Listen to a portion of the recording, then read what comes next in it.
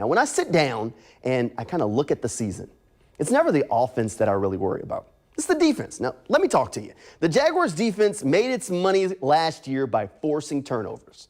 Interceptions, fumbles, recoveries in key moments. They had it all last year. But turnovers are kind of a wishy-washy stat. Few teams can stay near the top of the league in that column year in and year out. How easy is it for those same fumbles that the Jaguars recovered a year ago to just take a different bounce and go right back to the other team? Turnovers are great.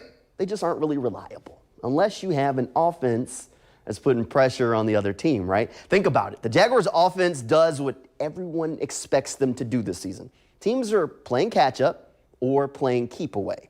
If teams are playing keep away, then they're trying to have long drives and running the ball. That's the strength of the Jaguars defense, is stopping the run, so that plays right into their hands. On the other side, if teams are playing catch up, the Jaguars have leads, then that means the other team has to be more aggressive to try and move the ball down the field to get back in the ball game, right? So more opportunities for turnovers. Keep in mind, we talk about the Jaguars pass rush a lot. Sack numbers weren't great last season. But the quarterback pressure was at an elite level, one of the top in the league. They were there, they just couldn't finish the play. Now keep in mind the Jaguars were playing a lot of comebacks last season, not playing with leads. So it's fair to think that playing with the lead means teams throwing the ball more, which means more hits at the quarterback, more chances to create those turnovers.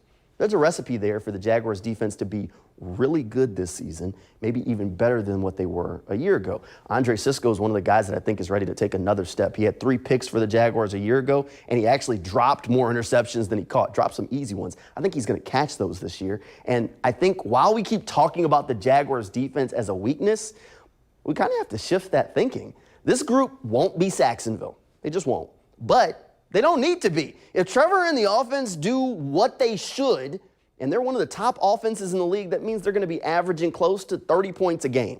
Defense doesn't need to be elite. If you give up 20 and you score 30, you win the game, and that's all that matters, right? So keep in mind, while the Jaguars defense may not be an elite group, if the Jaguars offense is, defense doesn't need to be.